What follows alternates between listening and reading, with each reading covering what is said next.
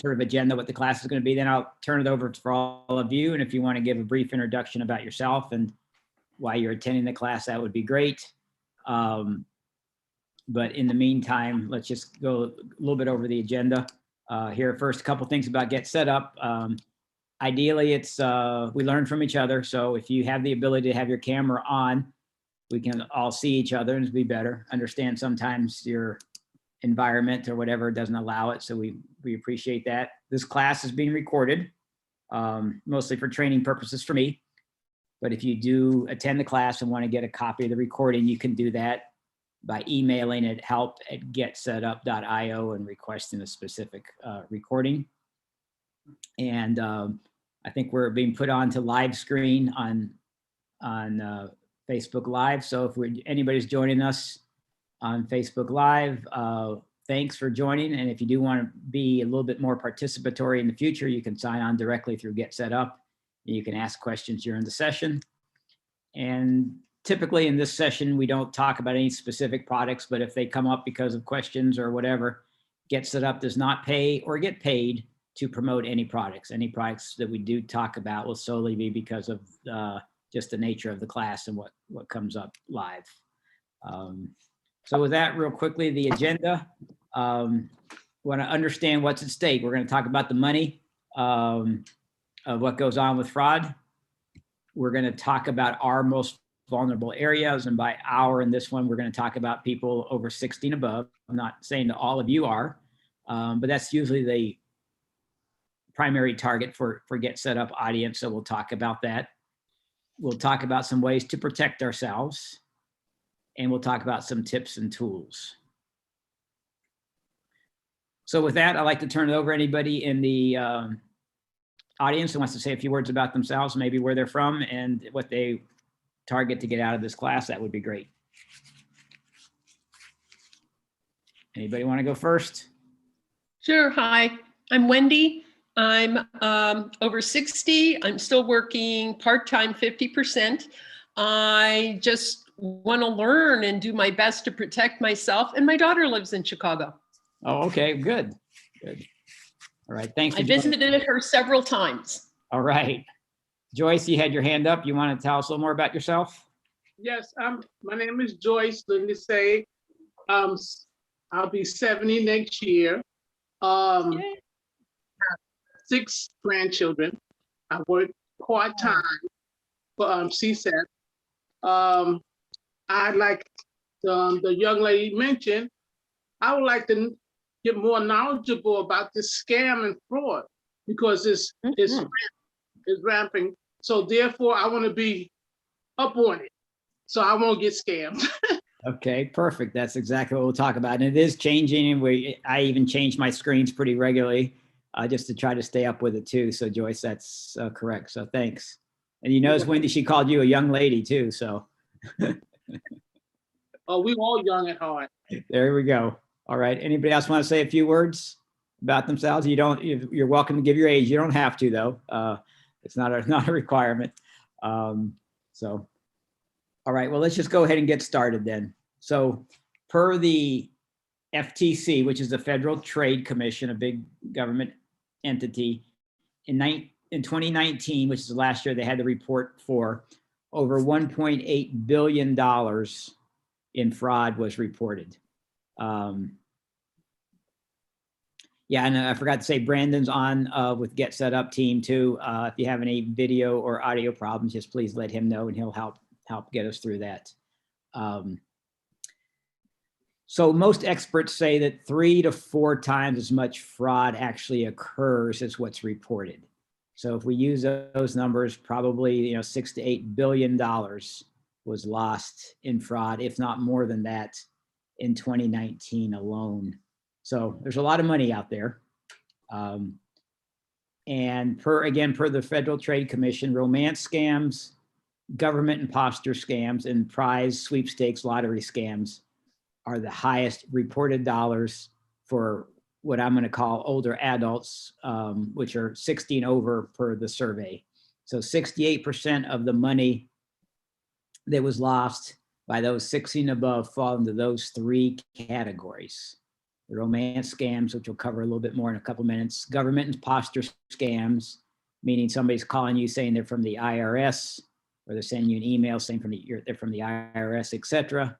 We'll cover that a little bit later also. And then the old one about the prizes, sweepstakes. You've just won $300,000, but in order for me to send that to you, there's $1,000 in fees and costs, and I need you to send me $1,000 first. And of course, you're never going to receive that money. So those are still the ones, even though most of them are pretty well known, that we still fall for.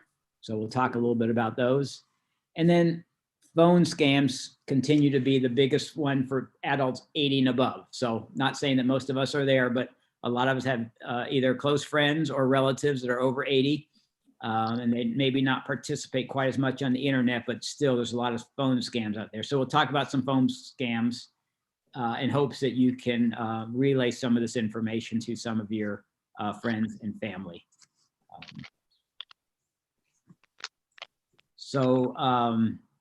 One thing I do like to do, a lot of you are new to the sessions I'm in, a lot of new faces, which is great. I will have what I call some pop cash questions. And basically it's just to sort of follow along, make it a little bit of fun, and I make sure that I'm explaining everything correctly. So to make it fair, the first one with the right answer in pop cash is the winner. Of course, pop cash is not legal tender, but to make it fair, I'll just ask that the pop cash questions be answered in the chat box so we know who answered it first with the correct answer. So with that, we're going to go ahead and have our first pop cash question. And it's going to come right from this screen. So you want to take one more quick look at it. And so it was per the FTC, how many dollars of fraud was reported in 2019? So we just talked about that. So whoever can answer that first is the pop cash question number one winner. 1.8. So Franz was right on the button with quick fingers. So thank you, Franz, for answering that correctly. So we'll keep track. We'll have 2 or 3 more questions and see who the grand prize winner is. So Franz has number one correctly. All right, so this reinforces what we talked about a second ago. You can see this is for total dollars of fraud, ages 60 and above. This again is from the FTC. And so you can see the top 3 are big monster of the overall number, 68%, as we talked about a second ago. So just graph form of what we talked about earlier. All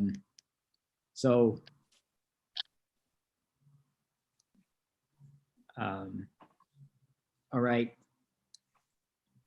So let's talk a little bit about romance scams here and see what we have. So, you know, one of the first things to think about in the romance scams is they seem to have a lot in common with you. You start talking the first time or two over the internet and you find out they have a lot in common with you. That may be true or it may not. And on those that are scammers and may not, they've done some research on you, on your social media, and maybe not your most recent posts because they're right on top of your mind, but you know, maybe a month ago you talked about your dog or you talked about your favorite type of food or something or other. So they can go back and look at your post and then pretend to be very similar in nature to you in regards to your likes and dislikes, to try to bond a little bit with you. So like I said, if it's a legitimate person, that might be true, but if it's not, so how can we tell whether it's legitimate or not? Well, the best thing to do is for you to do a little research on them, right? Just flip the roles. So one of 2 things is going to happen. If you can't find their name at all, the name they're giving, that you can pretty well an indication they've had a made up name and pretty strong indication that they don't have good intentions at their heart and they're trying to get money out of you as opposed to something to do with romance. The second may be they've stolen somebody else's identity, pulled somebody's name, and if you do research on them on the internet, what they say on their post and what this person is saying to you online aren't going to match. So that'd be another indication that indeed maybe they aren't legitimate and put up extra guard, put up extra protection. So go slowly and ask lots of questions. Again, all these scams, no matter what type of scam it is, they want to deal with your emotions. They don't want you to think through this. They want to get you hyped up and they want you to make an emotional and quick response. You know, it's just like the one where your grandchild is allegedly calling you and saying they're in jail, we need to send some money. It's that emotional thing. They need it right away. So they're trying to block out all your rational thinking and your common sense and trying to play with your emotions by moving quickly. Same thing with romance scams. And also beware if they ask you to quickly leave the dating site to communicate directly in email with your own personal email address and theirs. So does anyone know what that's about? Why a scammer is going to do that? Basically, these dating services behind the scenes have a lot of filters to try to figure out when something's a scam. They have, you know, all kinds of things to help them determine that something's not legit. So if the scammer can get you off that website, that defeats another level of fraud indicators based on the dating service. So another key one is that they always promise you they're about to meet. They live in some other city or whatever, and they're always about to meet you. And then the day before they're going to fly in or drive in, whatever, something comes up, and it's a regular occurrence in regards to something. So that's just a few of the things to be leery of in romance scams, so to speak. Does anybody have any questions or have any experience? Maybe a friend of theirs almost fell for one of these things or did fall for something. Any words of wisdom from anybody? Okay. So I'll use a personal experience real quickly from a good friend of my wife's. Almost fell for one of these. And, you know, some of the classic examples was this person constantly was about to fly in and meet, and then always backed out at the last minute. It was pretty clear to my wife and others that this was a scam, and numerous people tried to explain this to this lady, but she was still in that emotional state and thought this was something good. Luckily, she finally did back out of it, so to speak, before she lost any money, but it came very close to that happening. And I do want to make sure, I usually say this at the beginning, but I have nothing against romance scams. I'm just going with the data. As a matter of fact, either the last 5 or 6 weddings that we've been to have all been based on people first meeting on the internet. So it can be successful. I'm not telling you that it can't be successful. I'm not saying anything, but just this is where I'm just following the money, so to speak. And this is one of the biggest scams for people 60 and over losing money. So that's why I really wanted to emphasize this topic a little bit.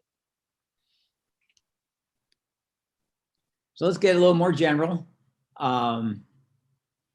You know, I would say most of us, if not all of us, are probably brought up by our parents a long time ago. And we really were, you know, taught to be polite, be respectful, treat others the way we want to be treated.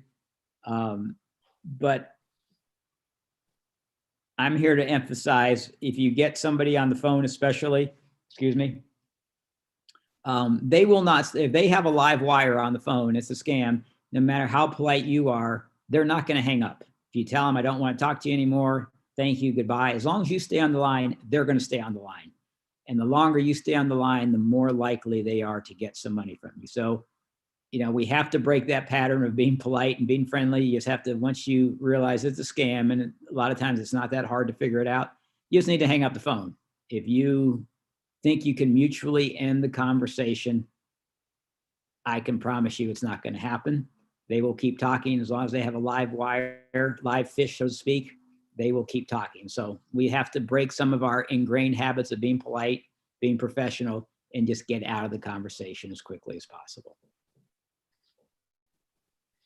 Personal example, about 2 months ago now, my mother, who's in her early 90s, lives down in Florida. So I talked to her on the phone regularly. And one night I called her up and she said, Philip, I had 2 people today call me up and want to get my name and my social security number and date of birth.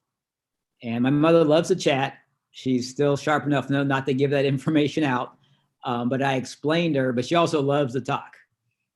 So what I explained to her was, because she was being polite and not hanging up the phone, the first person couldn't get it from her, but realized that she would talk on the phone. So he just gave her phone number to one of his cohorts in a call center where they're working. And when she got that second call, it was from the same team just working it, because they thought she's on the phone, she's not going to hang up, she'll talk, you know, we have a likelihood to get some information from her. So that's why she got 2 calls in the same day. So I just explained that to her so she would further understand. So we already talked about resisting the pressure to act quickly. They're dealing on emotions. So gift cards are the new way that everybody wants to get paid when it's a scam. So why is gift cards the hot topic now, the hot payment method? Yes, Joyce. Cash. Is it because they can't trace it? Yeah, it's exactly right, Joyce. It's almost impossible to trace. You know, Right. we started out with checks. You know, when the scams first became prevalent, they want your check, and of course, it takes a while for you to mail the check there. We also now have an address for them, even though we know it's you know, just an email a mail address. At least you can start looking for somewhere, see who paid for the PO box or whatever. Then they went to credit cards. And even with credit cards, you have some leverage in regards to canceling. You figure out the next day that it's something wrong, it's improper, you can probably get it canceled. But with gift cards, once you scratch off those numbers and give them those numbers, it's almost impossible to trace. It's almost impossible to get the money back. So that's exactly why gift cards is a new thing. So it's gotten so bad that a lot of stores that sell gift cards have trained their front end people that if somebody comes in and is buying a lot of gift cards, like thousands of dollars of gift cards, to start asking them some questions and make sure that they're not getting hit from a scam. And the scammers will actually tell you on the phone, don't tell anybody why you're buying these gift cards, because they know that's in there now. So they've adapted their style. There's a website out there of a gentleman who is a professional IT guy, and he purposely gave the information to share his screen with them, playing innocent sucker, but he got into their screen first, and he has it on YouTube. And he actually was in there for about 2 weeks recording and visualizing with his camera everything that was happening in this call center. And they know all the obstacles you're going to have. They will stay on the line with you. You give them challenges about your banking account. They'll say, how far is your bank from you? And they'll stay on the line while you're driving to the bank, because they, once, like I said, once they have somebody, they want that money and they will do everything they can. So it's just amazing, the pressure and the quickness and the emotions they want you to deal with and get away from thinking logically and non-emotionally. Which gets to be careful what you download, because again, that's where some problems come in. That's where they can get a hold of your computer and gain control of your computer based on downloads. And then the last thing, just stay alert. You know, again, use common sense, use logic. A lot of times scammers will use similar email addresses. So, you know, let's pick on Chase Bank. Chase Bank owns Chase Bank, the email site, and nobody else can use it except somebody from Chase Bank. But a scammer might use Chase's Bank, put an S on the end of it. Or they might have 2 C's to start Chase. Instead of it just being Chase, it's C Chase. So it looks very close, very similar to you. So again, just be aware of those little indicators and just use common sense. So I'm going to show you. Yeah, go ahead, Joyce. Yes, and also I experienced, another person experienced it, was telling me about it. They'll call you up and say, well, I'm doing a survey. Do you like to do vacation? And once you say yes, they can use that yes on anything. You ever heard of that? Well, they can then try to change some other words around, but that's what you're saying is like a sales technique. It's like the car salesman. They get you into a pattern of saying yes, yes, Mhm. you know, asking easy questions to get you into that yes. So yes, that's correct from that standpoint. You know, so it's the old thing about the car salesman technique of what they're going to do in regards to getting you in the habit of saying yes, and then it continues in others. So yes, that is indeed something that's out there. Yeah. Okay. Thank you for that. Sure, sure. So I'm just going to show you. I use a relatively small local bank, but I use their internet to get in and out of. And this top part, this just appeared. I've never seen it before. It just appeared about 10 days ago when I signed in, and it's just showing how prevalent fraud must be. Their big thing on the sign-in page when I first signed in, you can see fraud alert, keep your account safe. And they specifically say about watch out for frauds and scams. We'll never ask you for your account information. Beware of the email scams and phone calls. And that's the name of my bank is Byline. You know, do not click on any links without hovering over to confirm their accuracy. Hang up if you think someone's pretending to be us.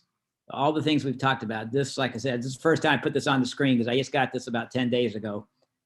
Just changed this page a little bit. This is how prevalent it is.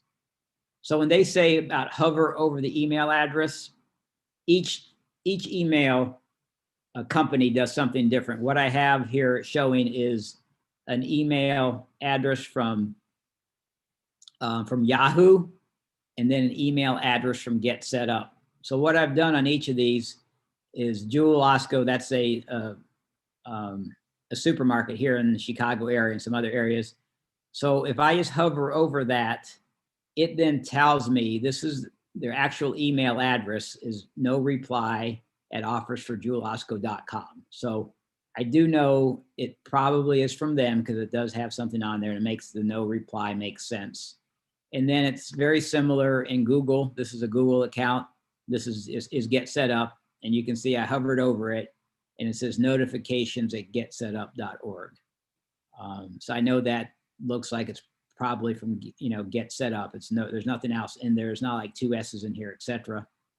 So that's telling me this is probably a valid email address. So just a little trick if you're not sure. And usually if it's a bad email address, it's going to be something really weird. It's like gspmy12789 at x21 or some weird thing that doesn't make any sense. If you get that as an email address, make sure you don't open up any links in there, and it's probably best you don't even open up the email at all, but just put it into your trash and get it completely out of your email system by deleting it. So just things to think about. Like I said, everything's changing quickly. We need to stay ahead of it. Anybody else seeing something like this? Anybody got a special fraud alert from their credit card company or bank recently? They want to share with us? Not exactly that, but they've gotten so sophisticated that, for example, I have a notification from Amazon.com, and they have the entire Amazon warning: do not reply, go on the website, but click here so we can unlock your account. And you hover over that, and it's some domain and some PL or Poland or someplace else, but it has the Amazon warning on there. Yep. So they ripped off the entire page they're using. Yep, yeah, exactly right. So they're getting more and more sophisticated. So this is not my real mom, but I don't know what your name is other than Mom on the screen. I see you have your hand up. So we'll take his mom. You have a question? Well, when I sign on, they assign me that and I can't get rid of it. I don't know how to do it yet. I feel like I changed it once. It's Sylvia. What I've been getting are, and they look so real, but I know you don't get anything for nothing. Certificates from like T-Mobile, the stores that I go to, and the email address even has an HTTPS, and the S is supposed to be secure. So I don't know how they do that. That's an interesting thing. And actually, I attended a GetSetUp, another class, and that question came up. So you're absolutely right that the S at the end of the HTTPS stands for secure.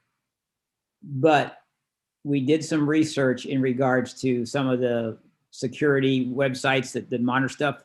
So what that S means, it means it's secure between the person that sends you the email and you, or you back to them. It's secure between those two, and nobody else can gather that information in there.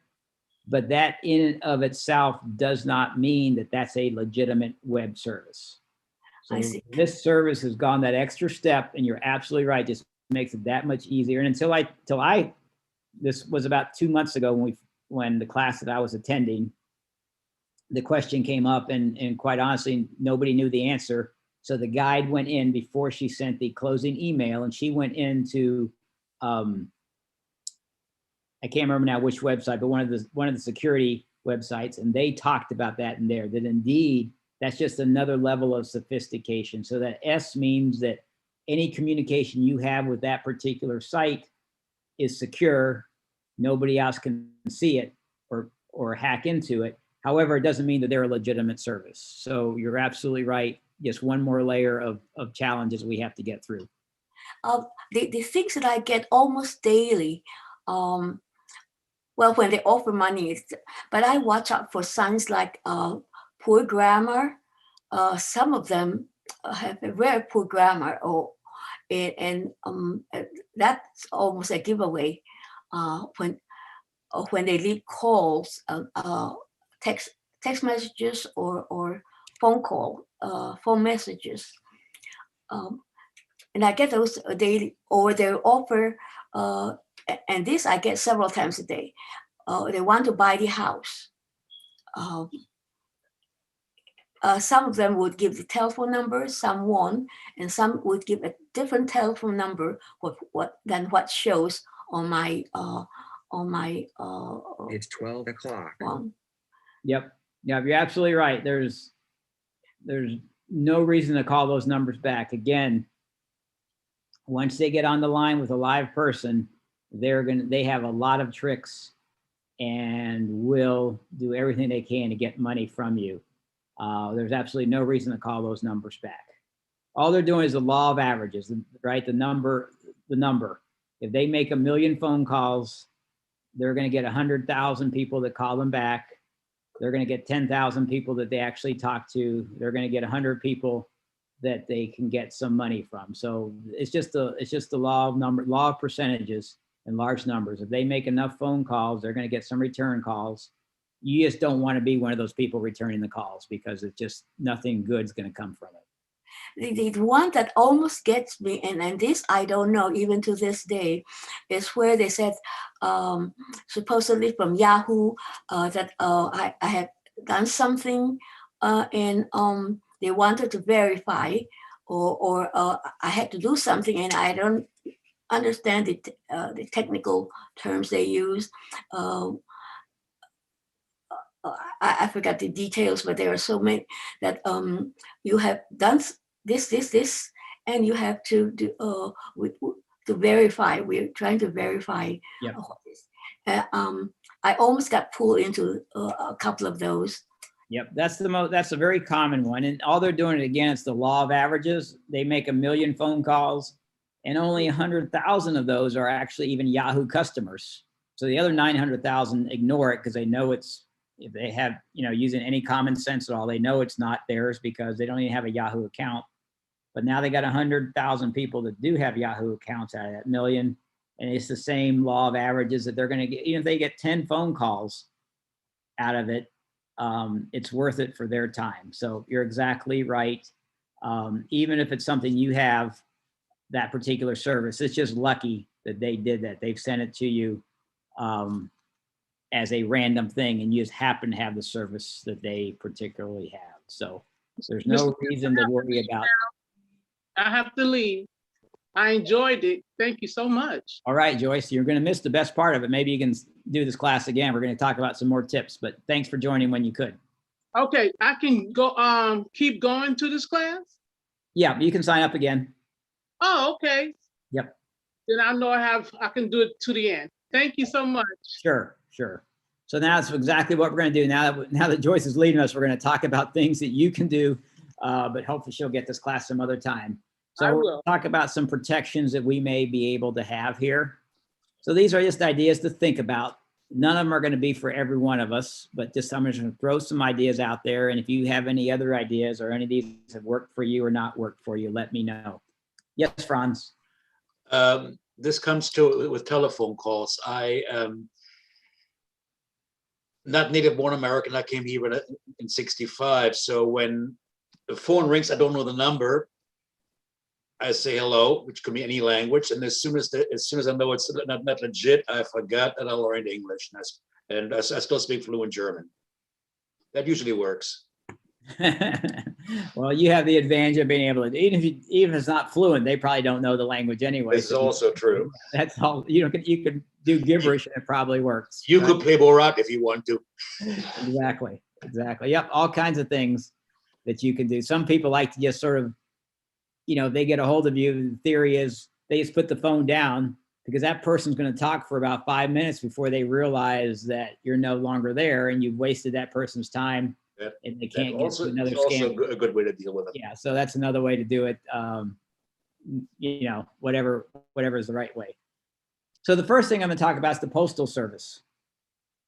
So, and this again isn't for everybody, but if you maybe live in a rural area or someplace where your mail is not protected and it can be stolen, this is just regular mail. So we're thinking about if you still get your credit card bills or your phone bill or your mortgage bill through the mail. So the United States Postal Service has something called informed delivery, and you can sign up for that in less than 5 minutes on the internet. And I'll give you the email address for this in the closing email that I'll send out. But basically what that does is every morning, you will get an email from the Postal Service saying, here's what's going to be delivered today at your address.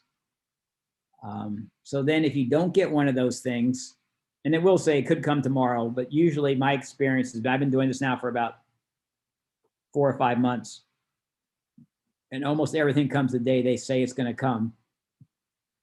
But if there's something important in there that has some financial information and you don't get it, you can maybe assume that somebody has forged through your mail and taken out some important information. So again, it's just a tool to have in front of you. Again, if your mailbox is very secure and nobody can get to it, then maybe this isn't any value to you.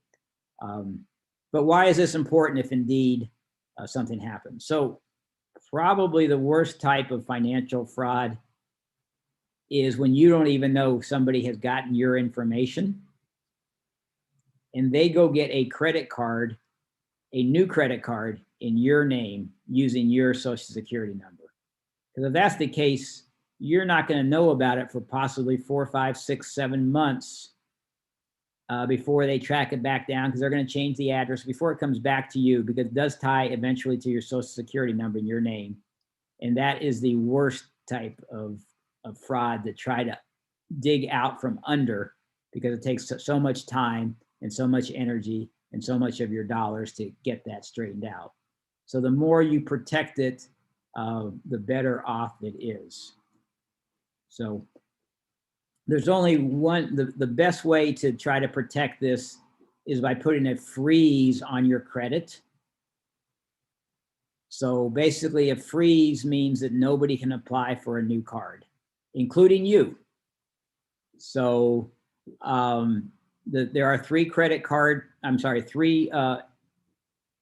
credit agencies.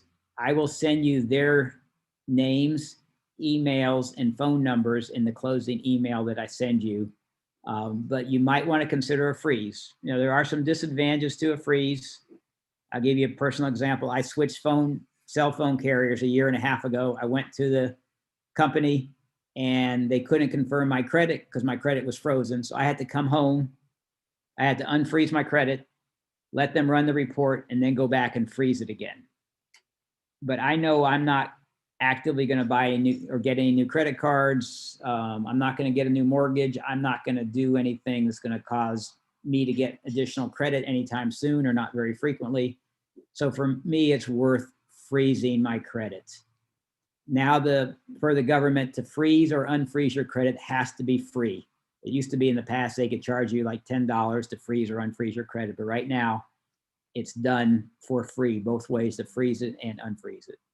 So after I got my new cell plan, I went back and just refroze my credit. So that assures me that nobody, including myself, can get any more credit cards under my name or get any loans or anything because I have my credit frozen. So just something to consider. So yeah, we have another question.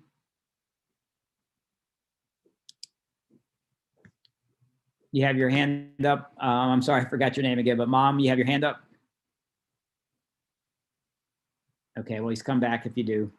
So another interesting thing that you might want to consider is credit cards and banks. Almost all credit cards and banks have an alert system that you can get into. And basically the alert is that you can request an email or a text every time your credit card is used. So I use this as an example. So if I go into, say, Whole Foods and charge something on my credit card, usually before I leave Whole Foods, I'm gonna get a text that will tell me that a charge has just been made on my certain credit card for, give me the amount, $32.18. So I know it was me. I'm walking out of Whole Foods, it's from Whole Foods. I can just delete it, not worry about it. But now you have a real fast indication of for some reason your credit card has been stolen, and you get that alert, and it's for something you haven't charged. You quickly have immediate access to get a hold of your credit card company and let them know that your card has been compromised, so they can then stop that credit card and get you a new credit card. Similar with most banks, they will send you, for the banks, it's usually once a day, usually overnight. They will send you an alert if you register for it, and they will tell you all the deposits and all the withdrawals that happened that day or the night before, technically. So again, you will have an indication if something doesn't look right. You have early warning system. You can get with the bank the next morning and talk to them to see what it's about. So typically, you can get to this when you get into the bank or credit card email. Usually the folder you're looking for is called profiles or something very similar. It's where you would change your email address or change your password in there. Then within that group of topics, there will be something called alerts. And then you can ask for alerts based on a certain dollar amount, whether you want it to be emailed to you or texted to you, all those things. To me, it's worth getting those, deleting them real quickly when I know they're valid. But it's a great early warning system in my mind. So if you haven't tried that, something to consider.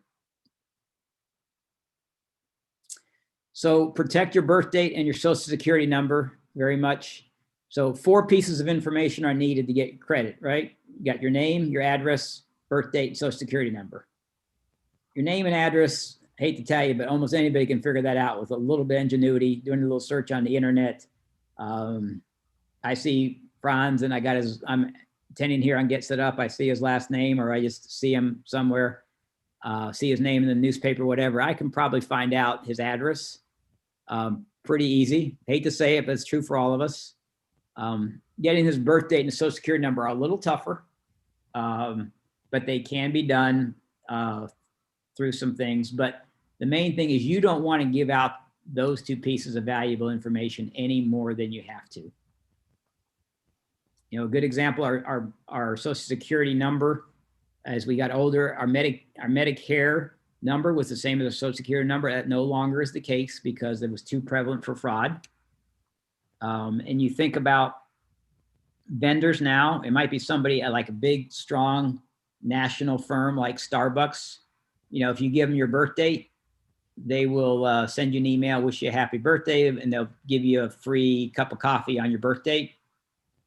I'm not saying not to do that. And with Starbucks, they have a lot of security, but I know around here, a lot of local restaurants also say, if you come in on your birth date, you prove that number and they're going to record it. You get a free dessert or whatever it is. Just remember how secure is that website. And if somebody hacks into and gets your birth date, is it worth getting the free dessert? That's a decision you have to make. I'm just letting you know that I would say you protect your birth date and your social security number. Yes, Franz, I mean. I got a question for you. There's a website called mylife.com, and I was playing around and Googling myself, and I found you can Google anybody, and they will say so-and-so is 84 years old because their birthday was on May 11th, 1937. So they'll give the age, and they will give you a birthday on their website. Is there anything you can do about that? Probably not. With again, I've never heard of that website. Probably not, but it is a little bit uncommon. If you're trying to get some information about somebody, usually they'll tell you, you're between age 50 and 55, and they don't give you your exact, age or date. These clowns give the exact days, so you need to be really, really careful. Yep. Yeah. Like I said, it's already out there some, so you just don't want to put it out anymore. Exactly right. I'm not aware of anything you can do on that to get rid of that, to be perfectly honest with you. All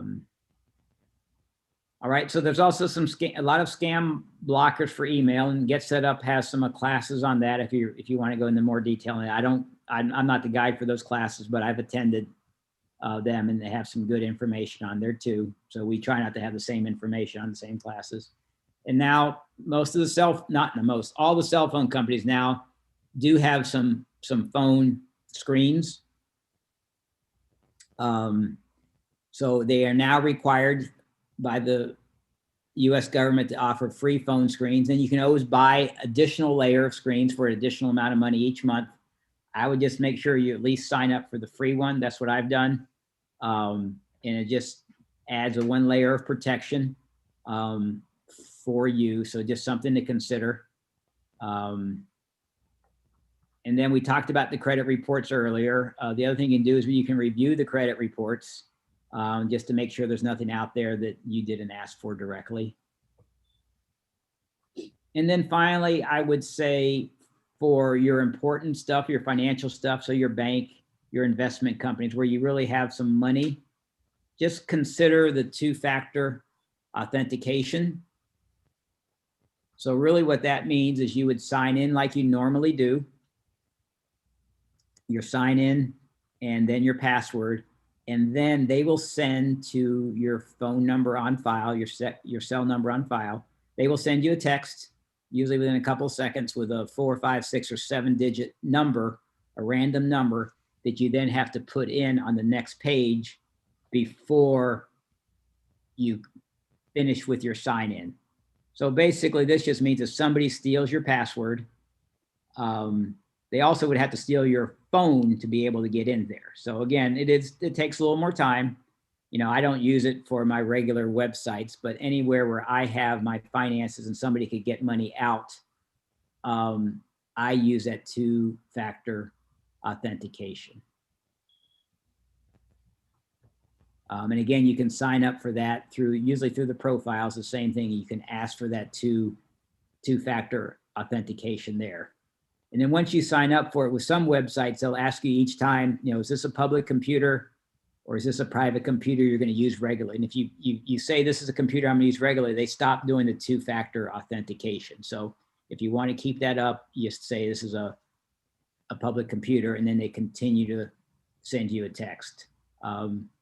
So like I said, honestly, it adds 20 or 30 seconds of time to sign in.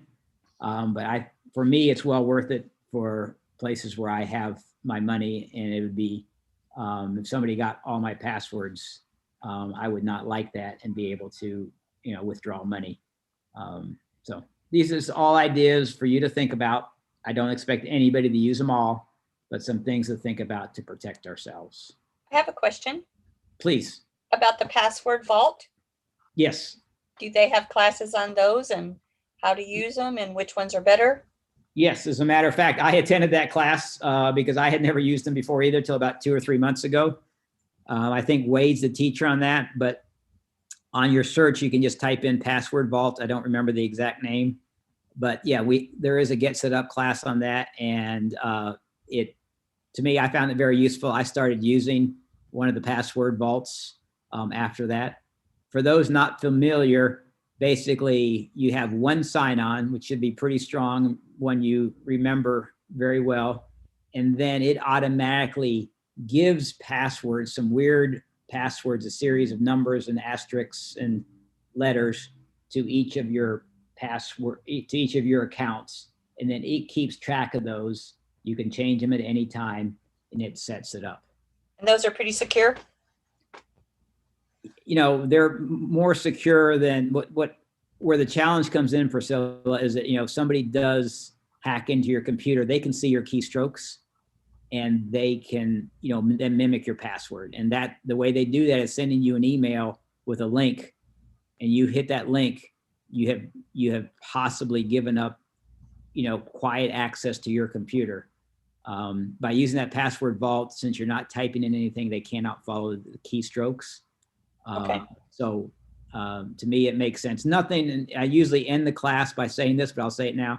There is nothing that I'm aware of that's 100% secure against, you know, the best possible people behind the scenes can get whatever they want. We know we saw the big indications, you know, Microsoft can get hacked, the US government can get hacked, and they've got tons of resources. So there is nothing that's 100% foolproof. But if we just use good common sense, you know, check the email addresses when something doesn't look good. Like you say, if it doesn't, the spelling's all wrong, something looks funny, the emblem doesn't look the same, just get out of there as quickly as possible. You know, it's a fraud. Just use that good common sense, and, you know, we're probably going to protect ourselves a lot more, and don't let emotion get in the way of that good common sense. So yes, I can't tell you it's 100%, 100% arm proof, but it's better than having all your passwords out there that you have to write down somewhere, and then somebody can somehow get that. My mom, 85, just got a notification from her insurance company that they had been hacked. So they gave her a site to go to check her credit scores. Yep.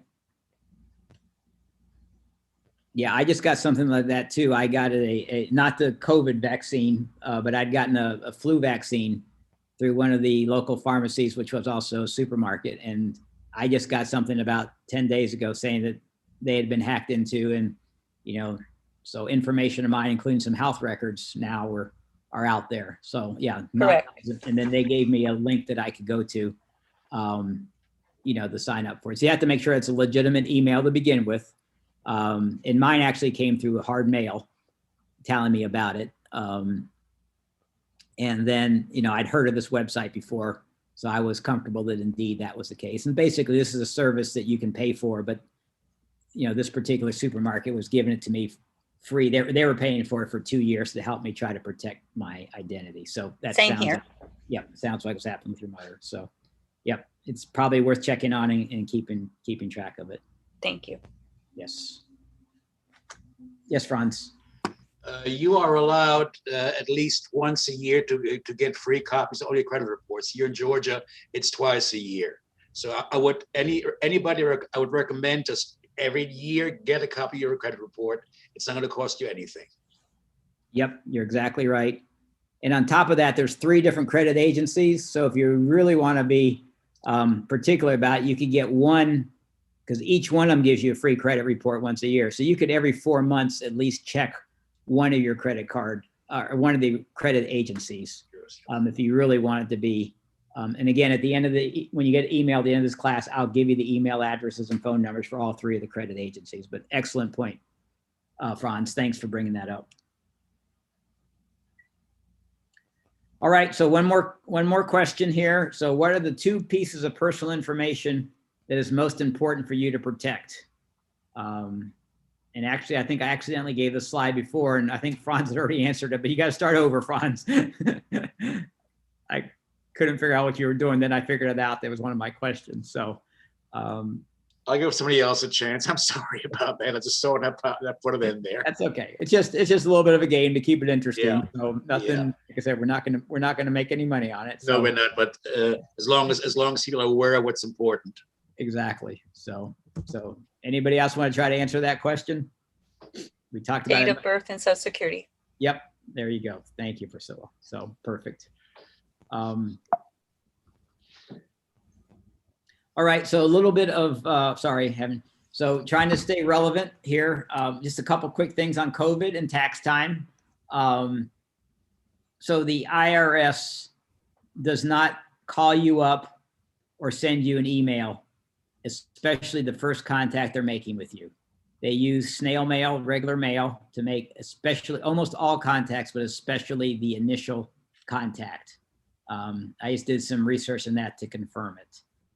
So the IRS they just don't email you. So if you get something, remember we talked about those government imposter scams at the beginning, is one of the biggest scams.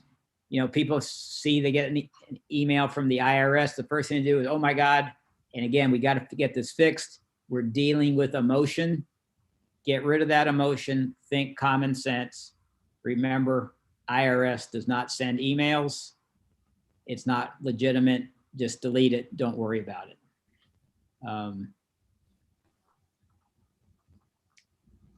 So another scam is with the stimulus checks. People will call you up or send you an email and saying, you know, we've done research. You've got an X amount of money in the stimulus checks. We can get you more money. No, they can't get you more money. It's just another version of a scam. Again, they're dealing with emotion, want to get you quickly. Oh, some easy money.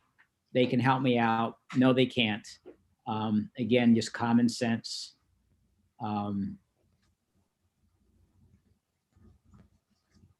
So just things to think about in regards to the scammers are always trying to come up with new ideas. So the COVID shots are out there now too. They will say, you know, if you, for $400, I can get you in line to get the shot next week. Again, you can pay in the $400, but you're never going to find them again. It's not going to happen. There are some people that are these goodwill people. You hear about them probably in all the local areas where they say they will help you for no money. They just are people that are, you know, good on the computer and want to help you. You know, if you want to consider that, that's fine. But even that, you have to be careful because some of them you're going to have to give them your birth date, give them your address. So, you know, it should be somebody that you're fairly comfortable with from doing that. So again, just remember everything that comes up that's a hot topic, there's going to be scammers out there very quickly. This tax time stuff comes up every year around this time. Scammers will come up from that. So anybody have any questions, any comments, any experience with that they've had to fight off?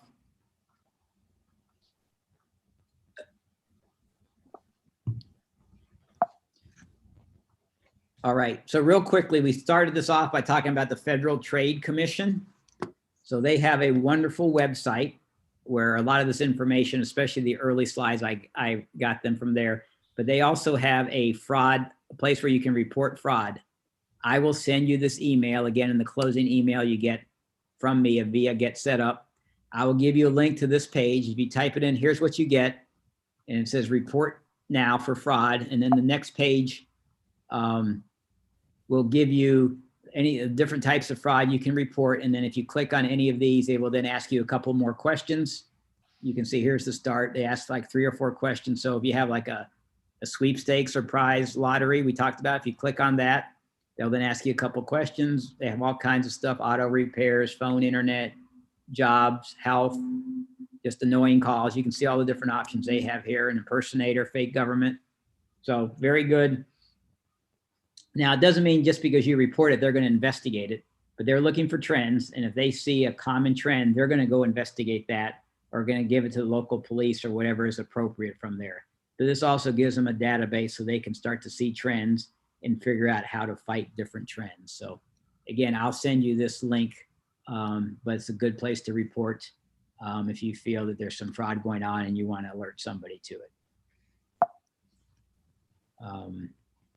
So with that, just some closing thoughts. So stay alert to the small details. We've talked about 2 or 3 times. Your birth date and social security number. You know, I say protect fiercely, give out sparingly. Don't be time pressured into acting. That's exactly what they want. Quick and emotional. And if it sounds too good to be true, variation on it probably is too good to be true. If it sounds too good to be true in today's environment, it means it's fraud. And again, I talked about this before, but there's nothing that's 100% protection against fraud. Enjoy life, but let's just use common sense to protect ourselves.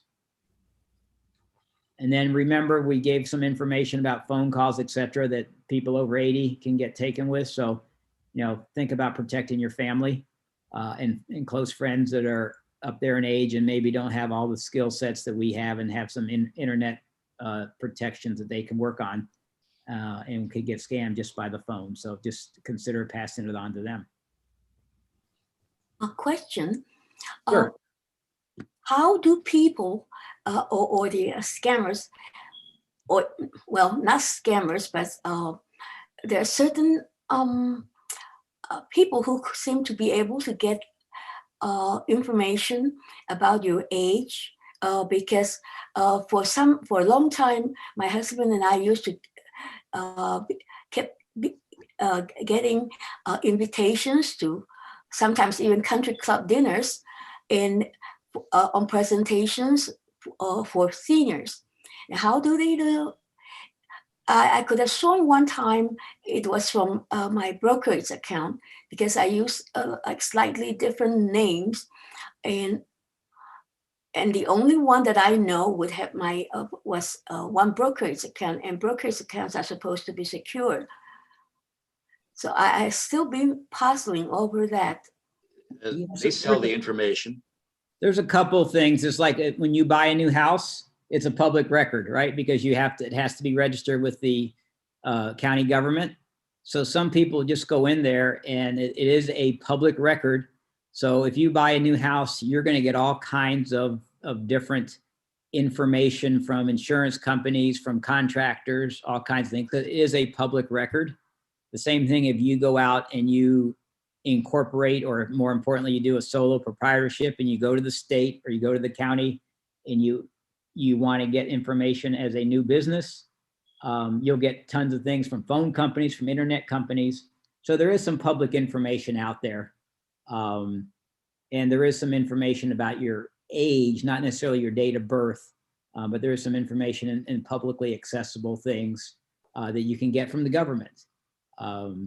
So most of them aren't from a fraud level. They're just trying to sell you something legitimate, like this place, the investment, some investment place who wanted to take you out for dinner with you and 30 of their close friends. And they're going to sell you on, buying a trust, putting your will into a trust. They'll have some spiel, but that's how they get most of it, is through some public entities. But they can get your address, they can get certain things, but the other way that people actually get your birth date and social security number are places that got breached, we talked about, and then they then sell that information. So one bad guy is selling it to another bad guy, and that's how some of the worst parts are. And there's only so much of that we can control. Thank you. Yep. So just a couple of closing thoughts from GetSetUp. So I do have some other classes with dealing with budgeting, expense reduction, and there's other classes out there about fraud and safety from some of my peers with GetSetUp. You will get like I said, I referenced a couple times, you get an email from me with some information. You'll also get a survey.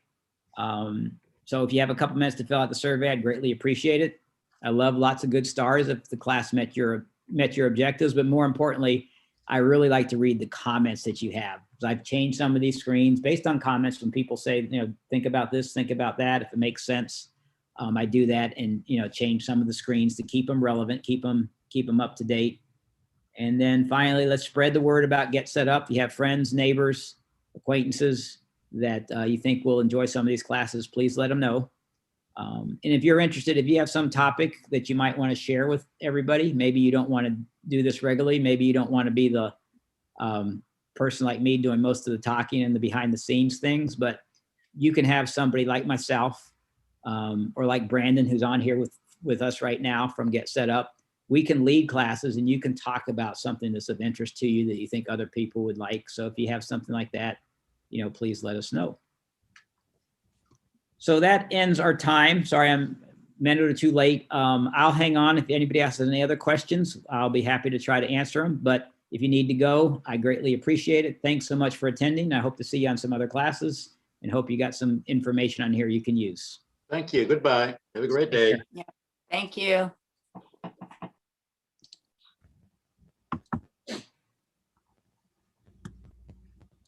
So any other questions? All right, I'm gonna stop sharing my screen and just do some closing things. I'll stay on for a second or two. Yes, I have. It's about the post office thing. I Yes. had, and this was in Las Vegas. I never encountered that before. I took 2 checks, payment checks, personally, and dropped them in the post office or the box outside the post office. I don't remember which, but the one I made it to, the landscaper said he never received it, and originally he had asked to, he had told me that he would come and to get the page, to get the check payment for the landscaping. And I was wondering why he would drive like 20 miles, up to where I am to just collect a check. So I suspect he probably also had some negative experience. So I had to spend $35 each time to stop the payment on those checks, which I never got back. The other thing is, before I had the post office notification of mail to come, okay. I don't think one can do anything. I've had packages delivered to my mailbox that were addressed to somebody, an expensive package of clothing, and it was sent by one of those which are supposed to have the tracking. Fortunately, it was my neighbor, so I took it over to them. But on their side, they would never have known that it was delivered to me. Yeah, I mean, I don't know. That's so much fraud as just human error. So, we just have to rely on the kindness of friends and neighbors like you did and gave it to your neighbor. But, typically if they confirm that they mailed something to the wrong address, even if you don't get it to the right address, they'll resend it to you. So, that's more human error than fraud. Yeah, but they would never know who a lot depends on the person actually making the postman in the postal truck who puts those things in the mailboxes. Yep, and you're absolutely right. But, again, I don't think that's fraud. That's just a mistake. So it's just something we have to, we're just going to have to deal with from that standpoint. But those are 2 different things. That's a human error, and none of us are perfect, as opposed to somebody purposely trying to do something improper or illegal. So I look at those as 2 separate things. Right. I try to think of it that way, but when you have brokerage statements, and tax time, where you have, I've been missing a couple. So that's where you get a little more concerned. Yeah, that's where you get a little more concerned. You can do about it, right? Yeah. I mean, the other thing you can do is just have it sent to you electronically only if you want to. They can send it to you by email and you get it that way, as opposed to. Yes, I have that, but certain. So then you can cancel. If you get it through email, you can cancel to get it in the hard mail, and that way you don't have to worry about it from that standpoint. So there's usually options, other ways around it, just to make yourself feel more comfortable, and quite honestly, to be more comfortable. I agree with you. I have those type of statements all sent to me electronically. And I know I can pull them up electronically anytime. There's no reason to send those to the mail. Our mail service isn't real good here either. And so I want to protect myself as best I can. So Thank you. Sure. Priscilla, you have any other questions, or just not there? I am texting Brian because I had an issue trying to get the copy of the classes. Okay. Brandon, I'm sorry. So Okay. Not at this time. Thank you very much. Okay, thanks for attending, and we'll talk to you soon. Thank you. Sure.